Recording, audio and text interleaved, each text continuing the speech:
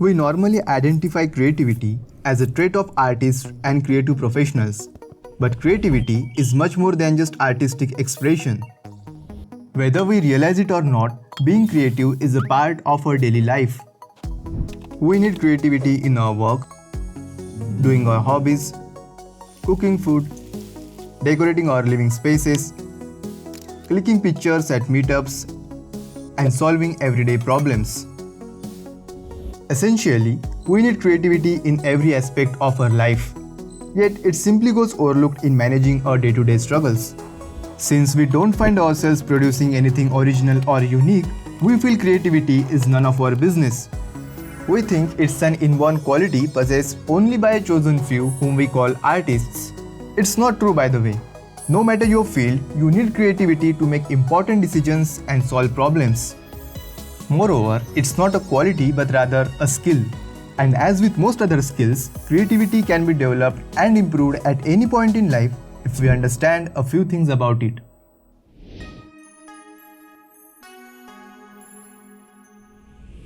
Can creativity be truly original? Or do we understand it in a way which it isn't? We have this fuzzy concept that says creativity requires us to be original with unique ideas. If you cannot imagine or create something unique, you are not creative. This notion compels us to believe that we are incapable of being creative. But what if there is no such thing as a unique idea? Ask an artist, where do you get your ideas? And the honest one answers, I steal them. Picasso once said, art is theft. Ideas don't appear mysteriously in the minds of creative people. They gather a broad range of ideas from outside world and process them to create a new idea. The more efficient they are at processing those ideas, the more creative they become. So this also means there is nothing completely original out there. Every idea builds on what came before it. The architecture that you admire was influenced by others that were built before it. The painting that you so dearly adore was inspired by arts that were made before it. Some people find this thing depressing, but it also sets us free from the burden of trying to be completely original. Finally, we can stop trying to make something out of nothing and embrace influence instead of running away from it. In 1989, Japan's Shinkansen bullet train had a problem. It was fast, but every time it exited a tunnel, it made a loud noise. Whenever a train sped into a tunnel, it pushed waves of atmospheric pressure through the other end. The compressed air exited the tunnel with a sonic boom that could be heard 400 meters away. This caused disturbance in dense residential areas. To solve this issue, Technical General Manager E.G. Nakatsu changed the design of the head. The redesigned model was launched in 1997. It was much faster, more efficient, and most importantly, the noise stopped coming when it exited a tunnel. People noticed the change and found his work world-class. But Nakatsu stole the idea for head design from the beak of a kingfisher bird. The unique shape of its beak allows the kingfisher to dive into water to catch its prey while barely making a splash. So he modeled the head design after the beak of a kingfisher. Everything out there is up for grabs. Whatever idea pops out of your mind is a remix of many ideas that you stole subconsciously.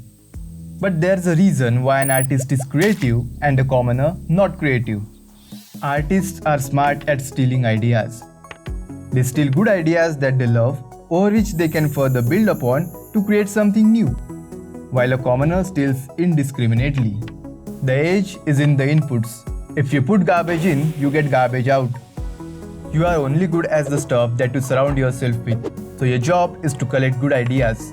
The more good ideas you collect, the more you can choose from to be influenced by, and the better you get at creativity. This is an age of abundant information, but be wise enough to know what you choose to let into your life.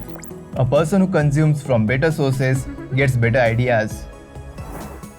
Read good books, listen to inspiring people, watch good movies, observe their work, start a random conversation with someone, and stay open to new ideas. Steal something from each of them that you find interesting. Instead of always keeping these thefts into your mind and giving it a hard time to remember, store them in a notebook or your phone. When the time comes, go through these notes to find some inspiration for your creative process.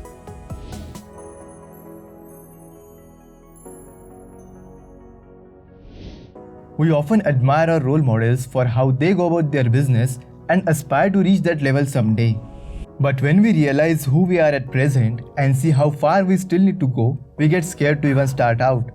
This is natural, but don't wait to figure out everything before you get started.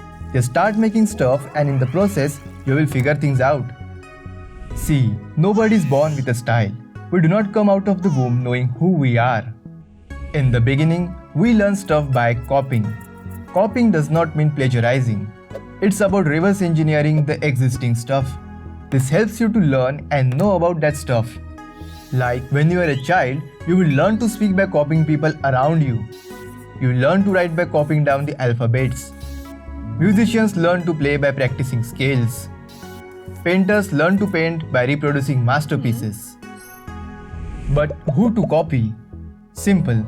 Copy your heroes, the people you admire in your field. What to copy is a little bit tricky. Do not just copy their style. Copy the thinking behind their style. The aim is to get a glimpse into their minds and see like your heroes. Study their work and understand the thinking behind it. Kobe Bryant once admitted that there isn't a move that's a new move. All his moves were copied from watching tapes of his heroes. But since he didn't have the same body type as his heroes, he had to modify those copied moves to make them his own. So go a step beyond copying your heroes and modify them into your own thing to discover your own style. A wonderful flaw about humans is that we are incapable of creating perfect copies. A failure to copy your heroes is where we discover our own style. That's how we evolve and get better at our craft.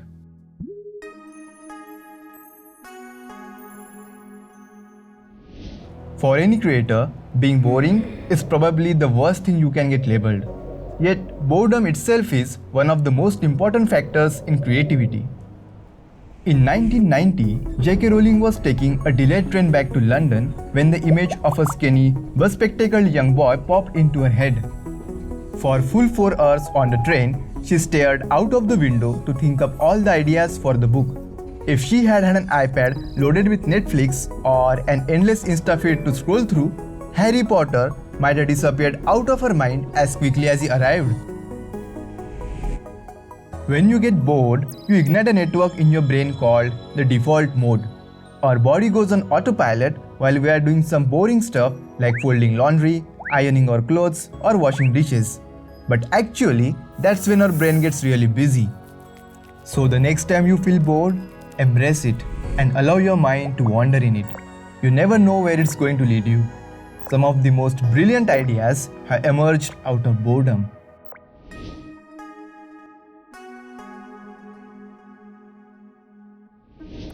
We live in an age of information abundance. You consume a lot of data such that you yourself end up getting stuck in it. This hampers your creativity to a great extent. Because when useless information interferes with the one that's truly useful, your mind gets paralyzed. This leads to confusion and a lack of new ideas. The way to get over this is to simply place some constraints on yourself. Narrow down the stream of information so you can think clearly. Choose wisely what stuff to put into your mind and reject everything that's not constructive for you. Start doing things with less data and slowly build over it.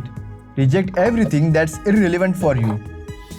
Creativity isn't just the things you select, it's the things you reject as well. So choose wisely and have fun. Remember that creativity is a skill. We all can be creative in multiple ways, but to get better at it, we need to work on it. Apply these ideas to hone your creativity muscle and see yourself become more creative in your life and work.